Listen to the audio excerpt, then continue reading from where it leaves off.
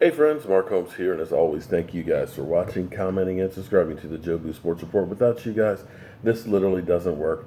Today is my last day here in Los Angeles, and it's been a great time. But I got to get back to work. I got people screaming at me for work that needs to get done. I got to get back to the man cave and get back to the studio and really start getting ready to pound it for our Dallas Cowboys. And Lord knows I've got to fix that basement floor where we have the sewer back up. So I got a lot of work to do once I get home.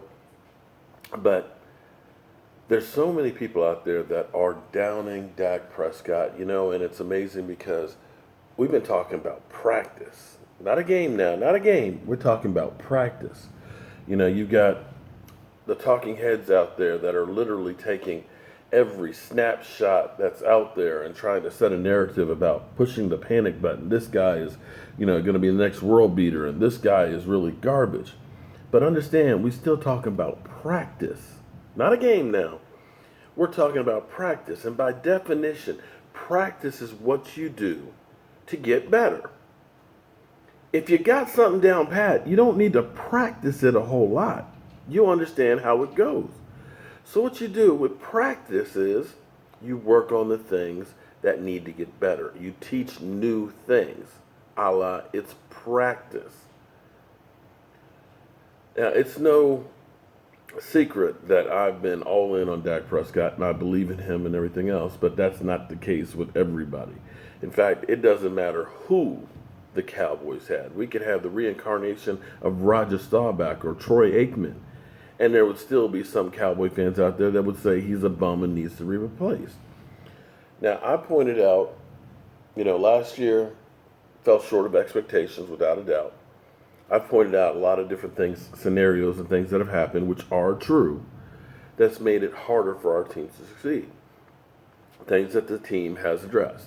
A lot of people say, you're just making up excuses for Dak. Dak just sucks, Well,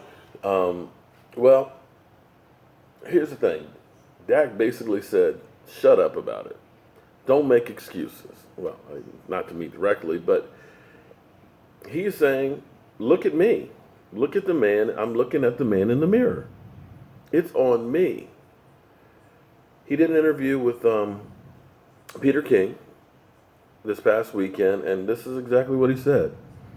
It was me, Prescott told me on a Saturday without a second of hesitation. It's just about being more consistent. I simply was trying to do too much last year, and as I was trying to do too much, I got away from my simple reads. I was maybe passing by my second read to get to my third read or skipping over one or two, trying to get to the big throws early, rushing things. I wanted to make big plays. I wanted to do the spectacular. Mississippi State coach Dan Mullen told me when I was in college, a lot of being a quarterback is making a lot of unspectacular plays that don't necessarily look great, but turn out to be the right thing. And I think in year two, I was simply trying to do too much. I have bigger expectations for myself than anyone else does or ever will. So for me, it's not trying to live up to their expectations, but when you want to win, you want to make that play to win. It's that, trying to win on every throw. I got myself out of position, and sometimes you want it too much, and you look at some of my interceptions. It's that simple. Well, first thing that you definitely want to be applauding him for is owning up to his shortcomings. I always say, until you realize there's a problem, you can't fix the problem. Second thing, he's not passing blame on anybody else, not on coaching, not on play calling, not on Zeke Elliott, not on Tyron Smith being out. He's saying, look, I'm a leader of this team. The buck stops with me. I love that.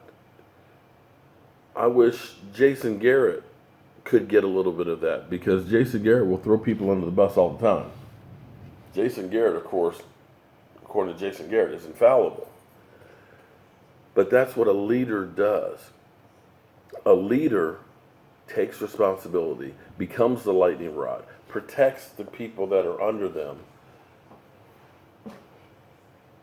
to get better.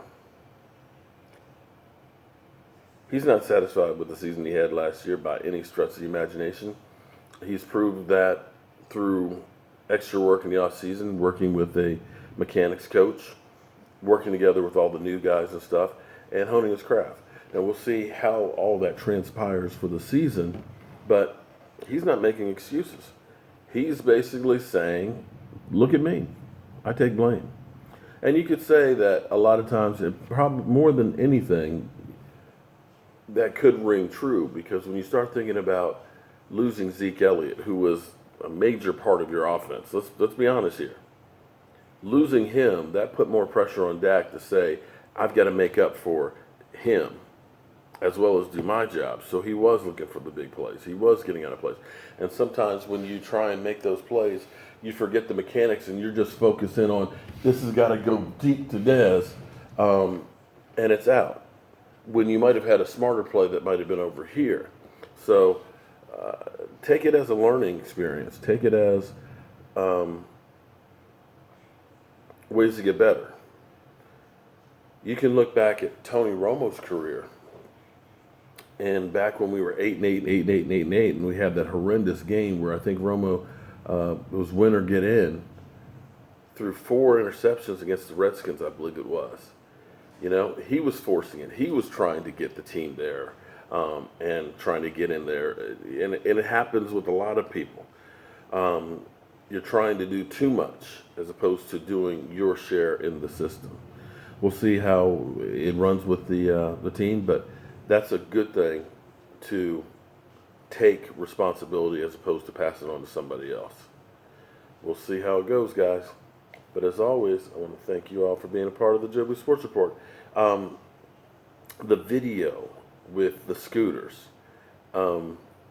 somebody has come up with a bigger number on them than I have. So I've got to go back through and double check and make sure that I didn't get the count wrong, because somebody had quite a few more than I did. And I'm kind of like, do you have double vision or did I miss something? But I'll do a video and actually count them out so that way you can see where they all are. Because some of them are kind of partially hidden, or you only get a real quick glance at it. So it's not an easy thing to do. But we'll find out who was the first one to actually get it right and give them a nice prize. I'm Mark Holmes, and I'm going to be headed back home. Whew. And I'll see you soon.